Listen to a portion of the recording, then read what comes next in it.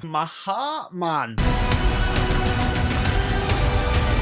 The day has finally come. I have seen one of my most anticipated films of the year, Spider-Man Brand New Day. What John Watts did with the original MCU Spider-Man was very admirable. But this new version of Spider-Man, this new direction for Spider-Man, this new cinematic look for Spider-Man is already my favourite direction the character has gone yet. It's raw, it's human, it's emotional, it's just so perfect. Tom Holland's Spider-Man in the last 3 films has been carried a lot by bigger MCU characters, and although it does kind of have that not a solo Spider-Man film by having characters such as the Punisher assist him, they don't overshadow him. And I think the thing I appreciate the most about this film is it's so street level. For once, it feels like we're not having this big grand adventure, we're having more of a subplot story within New York City. The director's come out and said he was heavily inspired by Matt Reeves' Batman film, and you can definitely see that. There is a decent amount of Peter Parker, but for the most part, we are seeing a very detective like Spider-Man, and it just grounds the character more. However, my biggest praise of the movie is how emotional it is. Just when you think they've stopped stabbing you in the back, they just twist that sucker more and more and more. This might possibly be the most emotional Spider-Man film we've had to date. Oh, and also, we finally got rid of the dorky Hulk. We got Hulk in full beast mode again. As much as I enjoyed this film, there were also a couple negative things I had about it. The main one for me had to be that most of the pivotal fight scenes that we see in the film were basically all shown in the trailer. Also, they do have a good rogues gallery of classic Spider-Man villains in here, and I'm so glad of the redemption arc that Scorpion had after being ditched for so many years after Homecoming. But I was a little bit disappointed that these characters are kind of barely used and only have slight moments on screen. And my final criticism on the film is actually the involvement of Jean Grey. It was cool to see a fully fleshed new version of an X-Man within the MCU, but I'm not too sure this was necessarily the story to do that. However, even though I'm mixed on that, I am excited to see where they go with the new X-Men in general. I would say that I enjoyed Spider-Man Brand New Day that much that I'm going to rate it a 9 out of 10 or a 4.5 stars on Letterboxd.